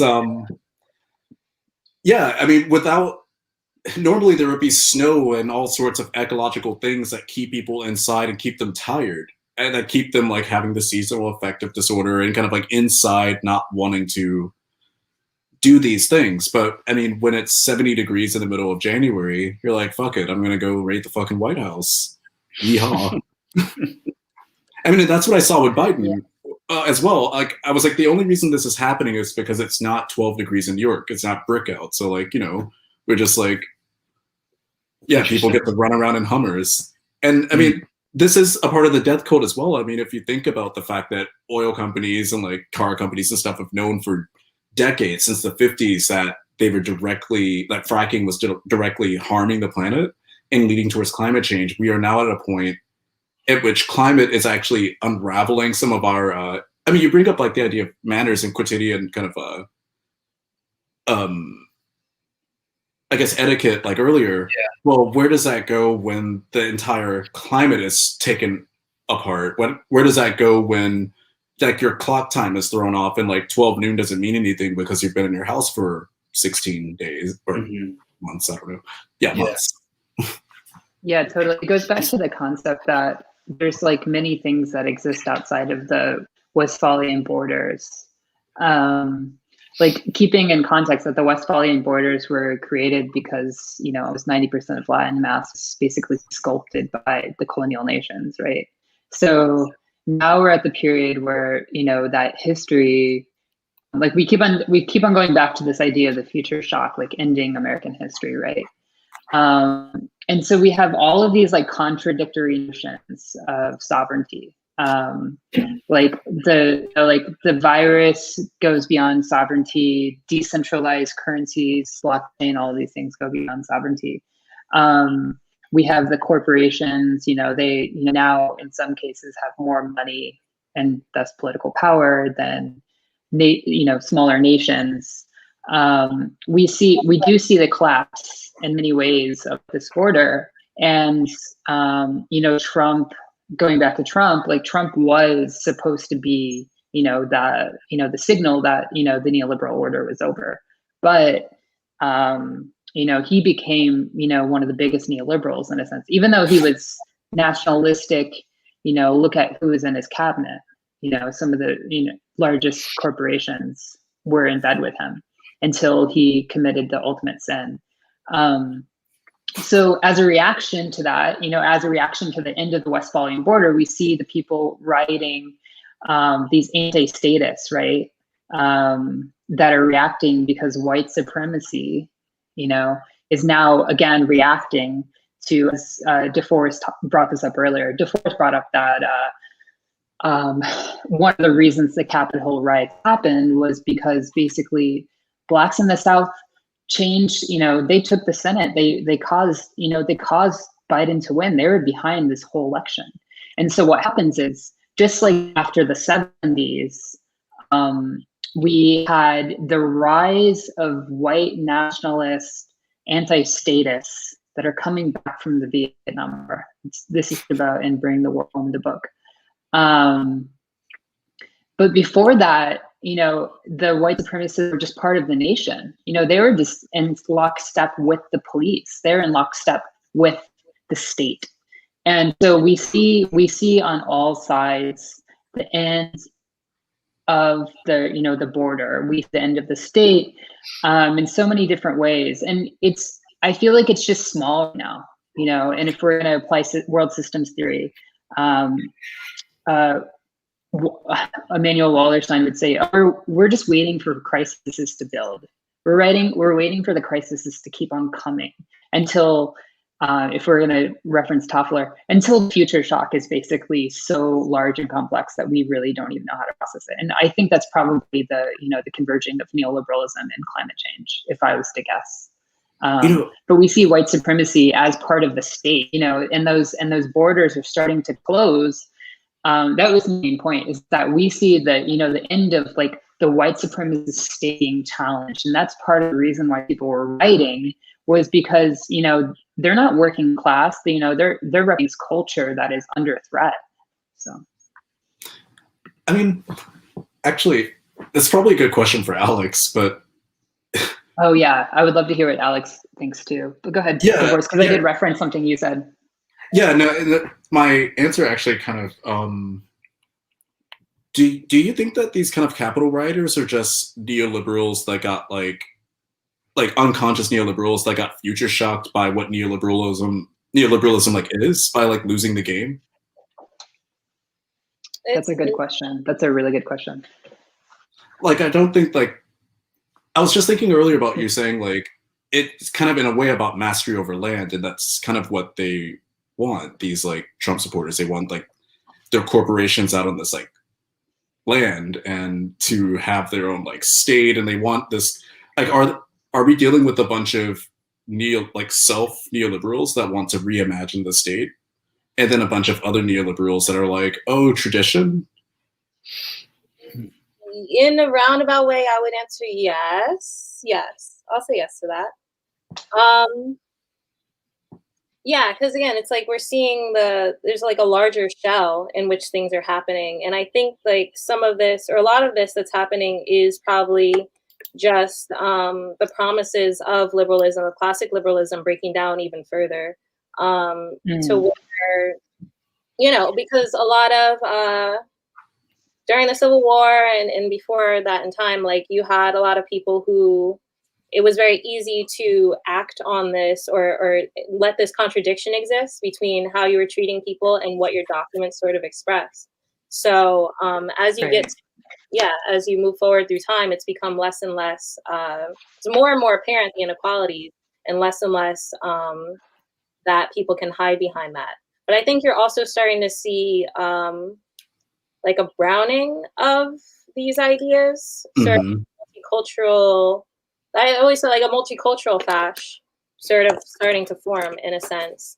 Like even if you look at what used to be the MRA and stuff online, that doesn't really exist as much anymore. A lot of those popular people are now like, they cross over with Hotep culture. It's almost like every time the constitutional militia, right? Right. Not to be too Hegelian about it, but every time there is a push in one direction, there is like a reformation, I think, from whatever we want to call. There has to be. Yeah. So like, and that's why there's also, there's historically like a contradiction within what we consider the political American right also, because, and most of the right in general, if you think about how a lot of single women or married women have been big within the movement, but you don't see them, you know, like, or you get Sarah Palin, these people they're famous politicians, and then they advocate that liberals and all these other people are trying to keep women from being in the home and being mothers, but they're not in the home doing it all the time. They might be mothers, but they're not stay-at-home mothers. And that's been there's a long history of that from even the Prohibition era. So I guess yes, in a sense. Because this also makes me think about the GameStop and like AMC stocks fiasco, as Pierce kind of brought up earlier. And I tweeted for a bit and then I like deleted last night that, I mean, those brands are middle American brands. Like GameStop, Yeah, for sure. I worked at GameStop in like 2005, and like, I mean, because that was like where you go for entertainment. Yeah, you go to the AMC because like that's culture. That's all you got. And I don't think that these like people were trying to like save the economy, but I mean, definitely the husbands of these like housewives are out here like they got to save their Call of Duty, and they're out here like fighting for GameStop's stocks, but they don't understand what stocks are. I guess it's like a proof. It's kind of like a proof of concept that this kind of thing can happen. But I think it's spot on to like think about what is GameStop in the psychology of the people that conducted this. And I think it's very much like, I mean, there are 5,500 GameStops across America. That's almost as many Wendy's as there are. We're talking about like, that's crazy. Brick and mortar across from each other. It's just kind of, they're like fucking everywhere. There was one in Winchester, Tennessee, where I'm, you know, like the town over from where I'm from. There's like, they're everywhere. And that was like, in a way, I think people that resonate strongly with GameStop as a brick and mortar experience were people that would get $50 on Christmas and go to get a PS2 game in middle America that have now come into their own in their 20s or 30s. Are also kind of misogynistic. They're kind of, from their like, I mean, and it's kind of like this sort of, I don't know if they're all, I mean, incels maybe not, that's probably like an overextension, but it's like a bunch of these people that are just pretty much spending all their time like on the computer, probably not in these weird like cybernetic channels. You know, and they're looking back at like the movie theater and GameStop, and it's like, it's sad in a way that had to be the thing that was chosen. It could be something propulsive or like something interesting, but of course it wouldn't be. It would be something much more like subliminally embedded or something. Well, all the Republicans that wanted to drain the swamp were into Star Wars. Huh. Yeah. Like that's the whole thing where they're like Nancy Pelosi is like, Nancy Pelosi's the chancellor that has to be like taken out. And they call like the White House the Death Star. There's this like, HBO documentary like Drain the Swamp, and it was really interesting watching them like play Star Wars with government. And I was like, you guys are like congressmen. Yeah. You know what? The GameStop thing is just like Capitol Hill. It's like the Capitol Hill riot for like gamers specifically. Yeah, but it's like when people like when I used to go to this record store, I'm gonna say this thing really quick. Like the guy that owned the store was like, people that grew up during a certain time period, you know, they always get stuck in this like certain genre from that time period. And like the genre for these people, like it's not like emo. Like they're not emo for the rest of their life, but they are like they still go to GameStop and like they might just buy like I don't know, like one game a year, but that's their identity. And the Hegelian reaction is just like, oh, we just save it because I go there once a year, even though it's no longer relevant in neoliberalism. And they're looking up to what neoliberalism is. And, you know, they started a stock union, which is very novel and interesting to study in itself. But that stock is still not going to last. You know, the protest that they did is, you know, so super ephemeral. But it's interesting. It's a novel cultural moment. So it proves that it can work. And I think the one thing that no one seems to be talking about is like the fact that it applies to both Capitol Hill and GameStop, which is that if people were organized this kind of thing on their own server or in some kind of like federated network architecture where they had some control over that, like you would be able to, you wouldn't get cut off Discord or Parler or whatever it is. And I'm also not like, I think there's nuance to that, because like I don't necessarily think that like you should, I guess with the case of Parler, for instance, and like Trump people being able to kind of like exercise their right to do what they do, it's kind of, it also, basically what I'm trying to say is it sets up the stage for there to be like even further isolation of like a community discourse that can't be checked from anyone on the outside. And maybe that's fine, so long as there's no violent manifestation of that. You see what I mean? You know, it's like, if you're on Reddit, you know, Reddit can shut you off. It's like the D-Web people should be like, this brings up something that DeForrest brought up before, actually, too. Sorry to cut you off, but we were talking about how like people now have to, like, basically a lot of like this idea of like resistance and critical dialogue and all these things. They're all being done on the platforms that are owned by basically, you know, people that were once rebels, and they were once fighting against what was tech, you know, at a certain time period.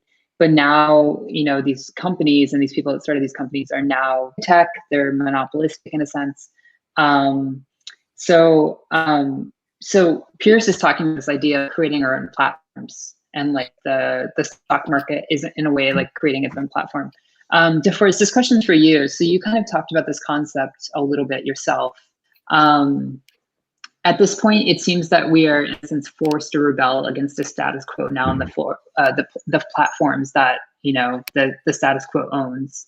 Are you hopeful about this? And do you see do you see a time period in which like we have like actually used this technology against them, or do you think that there's been a way of winning?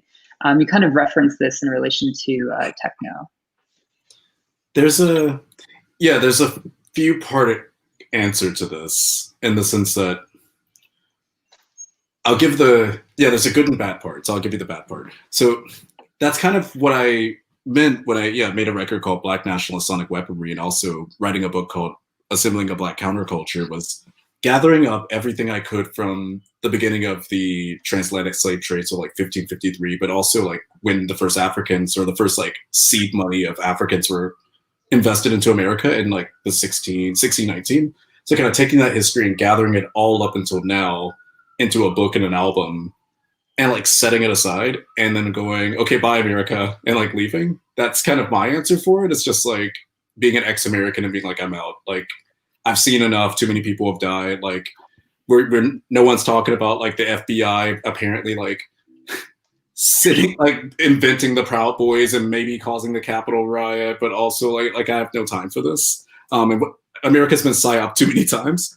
But the other option for this, which has always been my plan for America, or rather the plan that I foresaw for America through people like Steve Bannon and like Alvin Toffler, was a, wait, where is it? Fourth turning. Where yes. And yeah, so but the thing is, everyone's been waiting for you to pull that out. Yeah, winter's here, but instead it's like a nuclear winter in which there's no snow, and well, actually no, there's a snowstorm hitting like both coasts right now, I guess. But anyway, or some shit like that. But anyway, what I kind of foresaw is what The Hill was trying to do earlier with this, like these two very optimistic, like white male, like 80-year-old like economists. Like they were talking about a new restart, and I do foresee this kind of new restart for America, in which, I don't know, perhaps maybe the psyop of the Capitol riot was so good that it's like the squid and Watchmen, in which everyone just like takes it for the next 60 years, and they're like, oh, okay, that was a little weird, and they keep moving, kind of like we did with 9/11 and Y2K, but also with like the Vietnam War, and also like the nuclear bombs, and clearly like the 150 riots like that went down in 67. So it's like, I actually, strangely, because of where things are heading, I have this strange hope for America to like maybe drag itself out of this this curse and reckoning. But yeah, I don't know, because I mean, what, AOC for president like 2024? Like, is that where we're heading with this? Because I'll come back and vote for her. It's like it's so hard to be self-serious about like world building, basically, it's a super hard thing to do. And this is like kind of like the question. I wanted to get to that next. Yeah, go ahead. I figured, I mean, if you have another specific question about that, but I'm just going off of what you're saying, it's like there's an obvious need for some kind of like sense of what to do that's not infighting or like just people overt moralization and people just like casting stones at one another, because that obviously it's true. Like people can say true things all the time. You can keep saying true things, and it's good to, and it's obviously like you raise awareness, you raise consciousness of different kinds. And then it's like, okay, well, should this thing break apart? And what would that look like, or like realistically, or like, what's the role for like, visions, perhaps it's null, but I think, I don't know. It's probably it's like, but yeah, like, I think it's interesting that you're kind of saying in a sense, Pierce, that we seem retired to just, think through the lens of like AOC 2024. And I mean, from a progressive standpoint, like, there's a lot of elections that have to be won for the progressives to continue to build power within, the Democratic Party. But there's also a lot of like, work that has to be done like outside of the party that, allows that energy not to be drained every election. Because like I brought this up last time, like labor as a whole, like, used to be the party, or used to be the group that like challenged electoral politics. And then it started to invest its energy completely into electoral politics until the 60s, when the Democrats basically abandoned the labor movement. And basically we just saw the complete systematic hollowing out of the labor movement. So it seems like if we get stuck in this like sole vision, and like don't, commit to multiple visions, let's go against the Hegelian view for a second.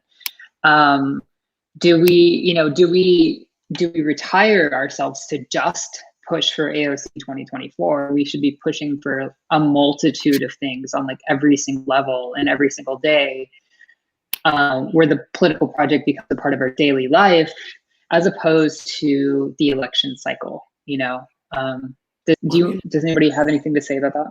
Or opposed to like 100-year thinking, or like exactly. Year thinking. Like exactly. Systematic, strategic, like, long term. And I don't know. Now that's like, it's easy to say that, and it's like, okay, cool, but like, how do you get that sort of way of thinking installed in education systems or whatever? I mean, it's a really big question. Like, what do you do about the future? But I think that the way in which you can expand the time horizon across which people think about these kinds of things, is one interesting thing. Like if you're like the Big Long Now, or like these kind of the whole Earth catalog, a lot of these people were thinking on a really, really long time horizon. What I think is like in the paradigm of like world building, it's again, like there's a lot of people that do this kind of thing for it's not totally disingenuous, but it's part of corporate strategic vision kind of that I wanted to get to that. Yeah, like what is your view on like the eulogy of world building? Like what would this entail? Is that what you're getting into? Yeah, I think like for me, it may have been as much as like a personal kind of like catharsis of like what I went through when I was working in world building, as a design process that it's utopian. I mean, I know that like DeForrest, like you are really influenced by people like Buckminster Fuller, and there's a very check me if that's not right, but I remember this is what you had said. Like, totally. It's like there's this like really nice thread too, to get to what you had just said. There's this really nice thread between Buckminster Fuller and Cedric Price, these kind of like revolutionary architects who also pop up. Yeah, like this, a lot of these architects, they're kind of like new trains of thought pop up in these periods that we were talking, like the 60s, for instance. Like they're making very large, like breaks from closed, like disciplinary like small kinds of things to thinking at like relatively large scale. And they inspire an entire generation of people, and gradually, like the thinking gets smaller and smaller again over time until you have one of these like these moments, whether it's this kind of like these like fever moments, and people start embracing utopian thought again. And I actually think that there's some like serious potential in like the way in which you can use like affective, like basically beautiful things and like visions. You can paint beautiful visions that people really resonate with, and it's like you run this risk though of being very genuine in a time where everyone is extremely cynical, and you really are hanging your neck out because like everyone is being extremely cynical about the future for good reason, but like you're wanting to make that leap. You're wanting to find its way out. Yeah, this goes back to Yeats and like kind of Emerson, but particularly Yeats, and he's a huge influence on me in the sense of like his like gyre system. Because I mean, yeah, these are people that are like, yeah, I mean, you're getting at this old vision of America, like back when the New World was still like not quite built up, and you're just like, how do we there's obvious like world building wouldn't necessarily be a colonial project, although it obviously can be. Well, it's that moment where they were like kind of crying over like, yeah, the cities taking away the countryside, I guess, right? Yeah, where it's yeah. And I think like I don't know what that looks like, but I like when people. I think that a lot of people will have to be a little bit more grounded about it. Will be like they're super into solar punk, for instance, and like these kind of wild ideas about alternative energy paradigms, or they're doing a bunch of work about like, sort of like what would a nuclear power city look like? You're basically playing with all the parameters of like what a society can be, but they're also connecting it really closely to already existing communities, already existing momentum, and creating these federations where among people who are in subcultures that are already kind of thinking about this stuff as a way of like not creating some totalizing project where it's like we need everyone to get on board or it's not going to work, but kind of you've got people doing D-Web, you've got people doing different kinds of alternative compensation for music system. You've got black techno, you have weird philosophers from the new school or whatever, ways in which you can create shared architecture that they use is kind of an interesting thing. Yeah. Well, honestly, it seems like we do. Oh wait, no. Do you have a question? Paige asked if this is a world building eulogy, what does post world building look like? Oh, right. So Pierce, answer that, and then we'll go to Alex. Yeah. Well, I'll be super fast about this. There's this guy. This also relates to the South as well. God building is this idea that it has a long history as a phrase, as a term as well. And I'm not particularly religious, but his name is Anton Vidokal. Google this. He's like an E-flux guy, old head. But one of the most beautiful talks that I've ever heard is him elaborating this idea of God building, which is also a project from Russian cosmism from the late 1800s that has its origin in this idea of the earth as a mind. But that basically what you're doing is kind of assembly. Yeah, the assembly of a god. I think this is kind of like a kind of like. Now you know what my book is about. Almost Spinozan, no? Oh, now you know what my book is about. About God building? I mean, blackness is a nation that's so abstract and migratory, the white nation can't keep up with it. And that's how we come up and overtake elections randomly in 2020. And that's, that's kind of the problem with America, is that it has to retrace the slavery lines. It has to retrace like all of these labors back to that in order to figure out how to undo the world. Yeah, exactly. And I think that it's a scary thing to stare at what has been done to Black people. It's a scary thing to look into that deep, horrific void. I mean, you have someone like Turquoise Dyson, this like painter that thinks about Black people and like the Black population as an ecological crisis that has to be like taken care of. As we like, I mean, for one, I should probably probably shouldn't say this, but my dad has like a monopoly on patents for solar powering for the Southeast. So that's one example of how this works. Yeah, he just called me one day. He was like, "Son, I'm buying a building." I was like, "What? Why?" Well, I was Oh my god. notes like, well, I was taking notes both on like the questions that people were bringing up and what was being brought up. So one person was Somebody's been touching. yeah, but one person was saying, can the U.S. be communist, right? And I think the idea is like, Yeah. well, No. Oh God. well, I don't think what comes next is communist or socialist. I think it's something we don't know about Sorry, yet. that leapt out of my body because Americans hate communism so much. I was just like, oh God, don't scare these people. well, Not in Canada yet. yeah, with the United States and communism, I think the idea is that if you like really believe in communism, it has to be a global project. At least that's what it seems like the projects or the failures of them in the past sort of shown. You can't make like communism in a closed circuit and have the rest of it be capitalist. Yeah, exactly. Martin Luther King wrote about this. And then the second, someone was also. I can explain that too for anybody that's wondering too. I can explain the history behind that too. Quickly, but go into it, Matthew. Yeah, sure.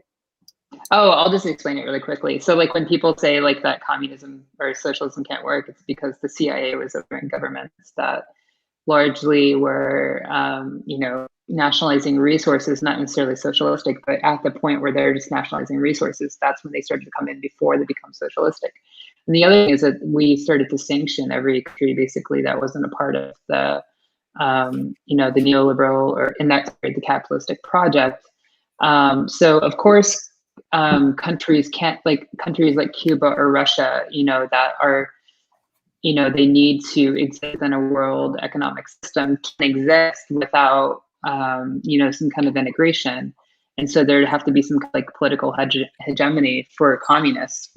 And Gramsci, of course, argues that the culture of America would have to change before we could ever imagine that, getting past capitalist realism. So go ahead. Thank you. That was so concise. Well, but then, okay, so the other question was about spirit building. Like we need to build the spirit before we make the world, right? And somebody else just said that after. They're one and the same, right? Well, we can argue over that, but arguably they're one and the same. And maybe we wouldn't call soul music. Sorry, I just cut you off. I didn't mean that. But that's kind of been my point with the book, though, is like if Black people invented the blues and soul music, and you keep excluding 14% of the population, or 14% of the population that is in fact the soul of the country. Mm-hmm. Yeah, you're never going to do that spirit building. Well, there are different ways of seeing spirit, right? We can say spirit in the colloquial sense, like you're saying, like there's spirit in the music, whatever. We can also think of no, I mean like empathy, like actually caring about what has been done, and like doing the hard effort to like rebuild the neighborhoods I grew up in, where people have like dirt floors and stuff. Well, we can also think of spirit like a trend through history, like Geist, like this thing that we have to sort of contend with or think about.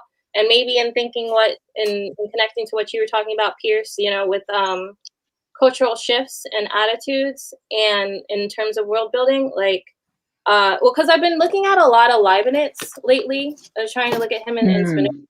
And what I think is really interesting, about Leibniz and his thinking around the monad is that he, as a philosopher, was a person who would jump through a bunch of disciplines and sort of connect them all together.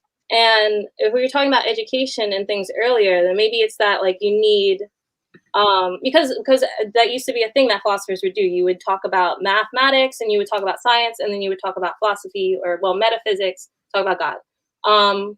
But as disciplines became more specialized, we have like the humanities, now we have math over here and all this other stuff. Mm-hmm. And when you're thinking about COVID and all these other things, we think of it as like, a natural thing, a thing that's relegated to the realm of science that we have experts tell us about, which is fine to have experts because we have all this specialization. But at the same time, if we look at the general pool of knowledge, like people cannot jump from discipline to discipline with a basic amount of knowledge. And maybe that's where a lot of misconceptions come up. And when there are misconceptions, you can have people that sort of come in to to retool, I guess, with their own semiotic like ideas. Mm-hmm. You know? Yeah, like the risk it's a personal risk that you take when you decide you're not gonna fall in line with a camp. Like I think it's a grave risk, really, because like the discipline, you might be a pariah for your entire life, but I think it's more interesting. I'm certainly not good at one thing. I'm not very good at anything, really, but it's more fun this way for sure. Yeehaw! Let's go. Yeah, I feel like the idea of the artificial distinctions of disciplines, as we see in academia, is a part of allowing for different hierarchies or divisions of labor to exist. And those things have broken down over time, just like academia. There's a study that came out in academic journals saying that academic journals are no longer a trusted source of information. So like basically what that means is, like the disciplines themselves, in a sense are losing, and we know this, the rise of population isn't just a reaction to the state. It's not just a reaction to neoliberalism. It's a reaction to the lack of trust in reason and the lack of trust in credible sources of information in general. So like, as we continue to try to like figure out what the truth is as a collective society, we also have to exist in, we have to learn to exist in higher levels of difference. And that's like part of like what, decolonialization is, how do we decolonialize these ideas of difference that are completely calcified? And then post-colonialism, which is hardly talked about, is saying that difference is everywhere. And there's nothing black and white, like in the book Non-Sovereign Futures. Bonilla talks about how, in certain countries, like sovereignty was not the project that they needed at the time in every country, like in Puerto Rico, or other countries. Like they needed sovereignty. She argues, like in the case of Puerto Rico, she argues that they need statehood so that they can solve different systemic issues. But sovereignty is maybe the end goal. And so these things aren't like black and white. But what we're going to say, Pierre, sorry. Just that the good news is that science would prove again and again that diversity is like leads to resilient systems. Mm-hmm. Totally. So it's like there's no reason to abandon rationality because this is the outcome that we think rationality has led us to. It's actually through like very strange kinds of rationality or irrationality that have got us into the situation where we are. Like misappropriations of science are like at the core of pathologies. There's like we should, there's obviously the need for webbing between discrete fields of science, but in translation, totally. But like science itself, obviously it's like. I don't mean like I'm not saying that I think the breakdown of reason, like a lot of people argue that the breakdown of reason is like natural, or like there's like the anti-enlightenment project of like a lot of critical theorists. Like I'm not in that camp, or like I don't necessarily support it, and I don't support the populist project too of like people, and I don't want to say names, but basically anti or alt left projects that are against reason as well. I don't think that subjectivity is always evil. I don't think populism is necessarily at the center of being against reason.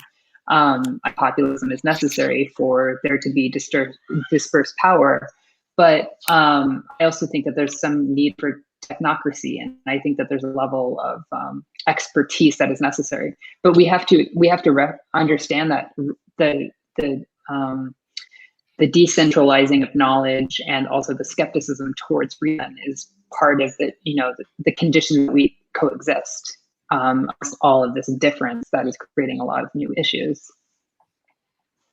So everyone keeps on talking about the cyborg. I think I missed that thread. I mean, I always think it's interesting that cyborg was like a Greek word first that was used for poetry as opposed to like technology. And I kind of talk about this a bit in the first, like the introduction of the book, that like,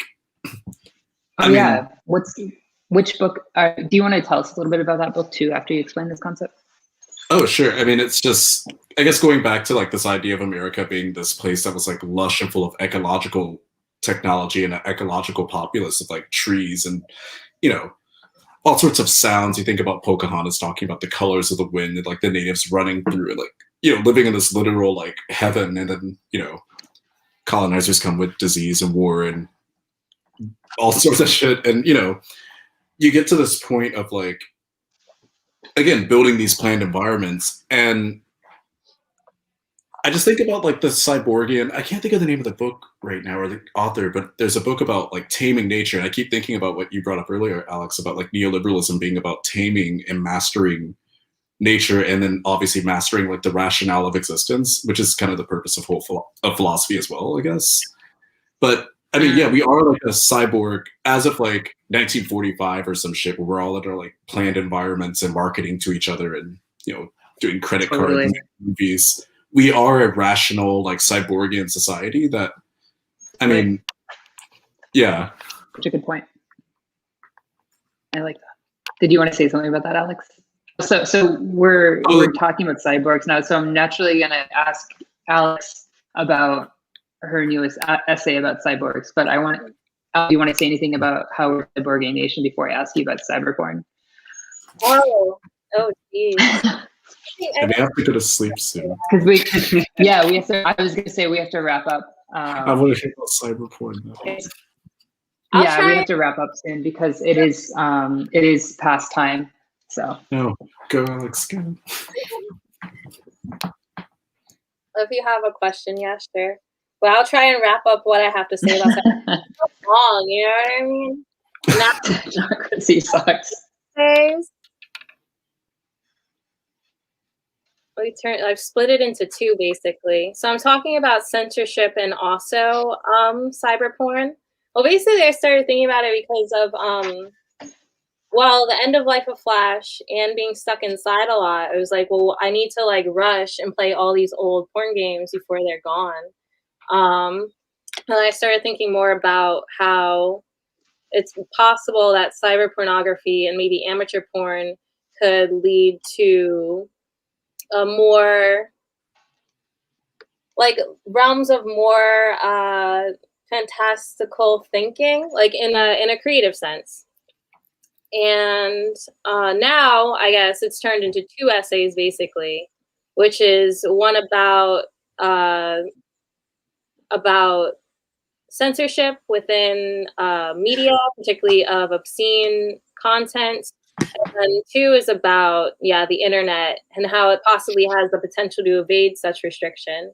But we have to see, because as it stands, that might not be the case. That makes sense. Yeah, that was that. Since we're at the end, I try to just snip that real quick. Yeah, no worries. We're past time. So I just want to say that if you want to check out DeForrest music and book, you can check out his music, speakermusic.bandcamp.com. And also you can check out his book from Primary Information called Assembling a Black Counterculture. And we'll keep you up to date on what Pierce is working on. He's working on a book currently with one of our friends. It looks like I think DeForrest says his computer just shut off. But we'll keep you up to date on what he's working on as well moving forward. So much Pierce, and thanks so much Forrest for coming. Thank y'all. Before we go, I want to leave these links in here. So we have this link from Primary Information and from Speaker Music, and